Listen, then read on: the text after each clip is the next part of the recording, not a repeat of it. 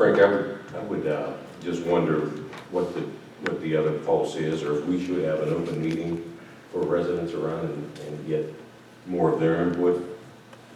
I don't know what there's input about. It's a no-brainer to me. Yeah. I mean, there's wrecks on Muse Bishop Road right now. What happens? Do people sue the PennDOT because they went off the edge of the road because PennDOT didn't salt the road? They ended up in Diego's field. But I could say the same for Rising and Cecil Henderson, and I mean, there's a number of state roads in. It is chaos down there right now. I mean, the other day they had a book fair or something. People were just all over the place, cars blocking the road. I mean, I realize that the parking lot in the new school's not open yet, but if you want to go ahead with it, yeah, take the chance, you'll see. Frank, let's get a meeting set up with them right away, though, Yeah. just to see if they will address it. I knew this would happen. I know how these negotiations go. That's why we needed to act back in February and got the ball rolling. Well, you have till June. Dawn, did you get a meeting set up during the day, and whoever can make it will make it? It's, Time out. He Wait. did though, if you read, Dawn sent us an email Yeah, from it's okay. PennDOT where they said, sure, we'll do everything on your list because they want us to take it over. I suggested that me and Bill and maybe another supervisor ride the field and ride that road and show the people the deficiencies. In this day and age, to me, emails is a lazy man's way of doing business and they don't respond. They did respond though. They said, They haven't responded yet other than the hydro water truck to clean a couple inlets. I mean, I hope that's just not initial show or impression and then that they don't follow up with the base repair that needs done on the road. they said they will do that. We have not. Saying one thing and doing another is totally different. I've been in the construction industry 38 years. People can make you promises and then they don't follow through. But we didn't agree to take over winter maintenance. So until we agree to take over winter maintenance, they're not going to do everything on our list. That's what I'm saying. They've said, we'll do this. They said, I know, like I say, I've been in this business a long time. We're going to get a meeting with them. Anybody who can attend, will be welcome to attend. It doesn't matter how many supervisors attend. It's an informational thing with PennDOT. So we'll get it set up and get a notice out to everybody. All right, Dawn? All right, thank you. All right, anybody from any residents have any comments or concerns? We'll need you to come up to the microphone, then, please, to give us a name and address.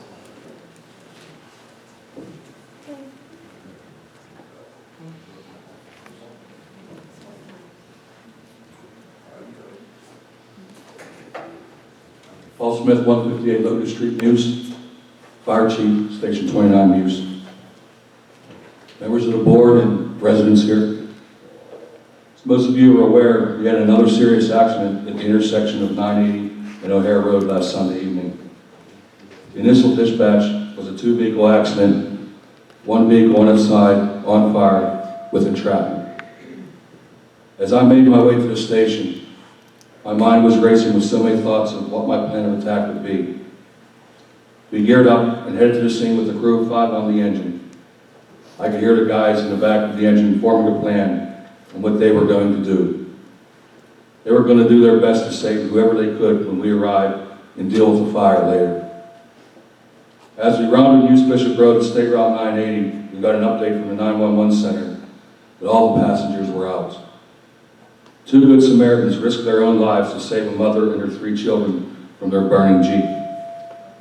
We now just had to fight the fire, not rescue anyone. I'd like to publicly acknowledge Mr. Joseph Horvath from McDonald and Jason Hughes from Bridgeville for their bravery and for stopping to do what most people would not. As numerous pictures and videos were being taken by people that stopped to see the big fire and the big wreck, these gentlemen jumped into action not with their cameras, but with a tremendous amount of courage and saved the young family literally seconds from their death. I spoke to Mr. Horvath that evening, and I thanked him from the bottom of my heart for doing what he did. He was burned on his hands, and he told me, "Chief, I had to do it. I could not let them die." I told him he's a hero, and he was quite humble and simply told me thanks. With the help of our Chief, Bukovinsky, I would like to nominate these 2 gentlemen for the Carnegie Hero Award. This award was originated in 1904 and funded by Andrew Carnegie in Pittsburgh. It's an award given out 4 times a year for ordinary citizens who risk their own lives for saving others. To date, 9,934 people have received this award for heroism.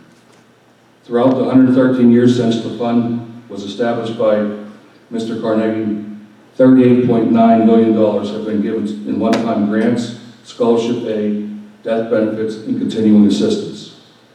These two men that I mentioned are very worthy and deserving of this recognition.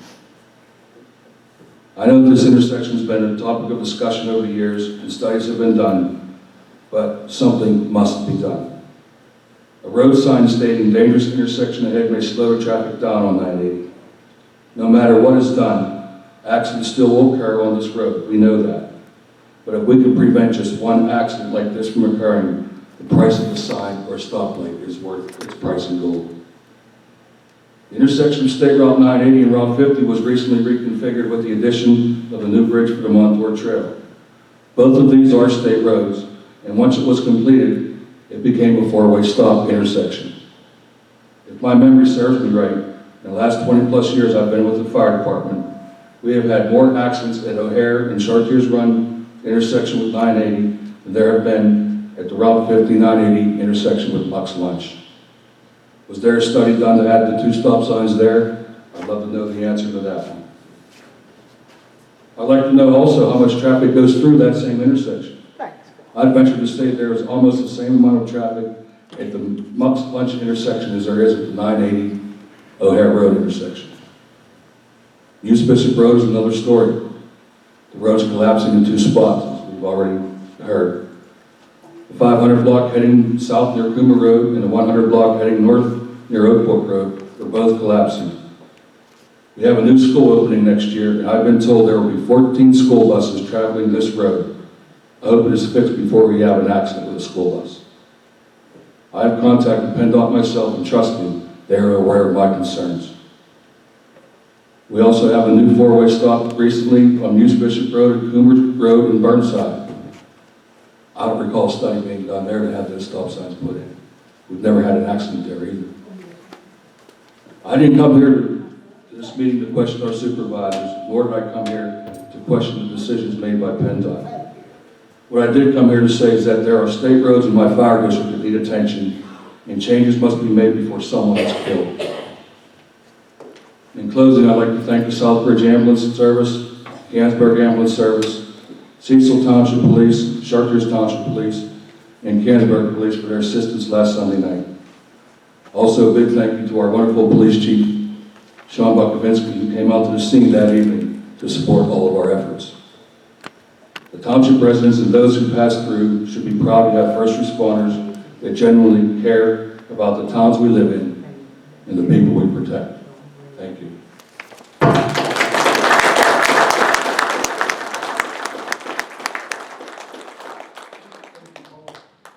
Mr. Chairman, can I make a request? Could we also invite those two gentlemen here to our main meeting to be publicly recognized and thanked by us? Good job, guys. Chief, do you have their contact information that you could reach out to them? Yes, I do. Okay, thank you. I would add that maybe even a certificate or some type of plaque.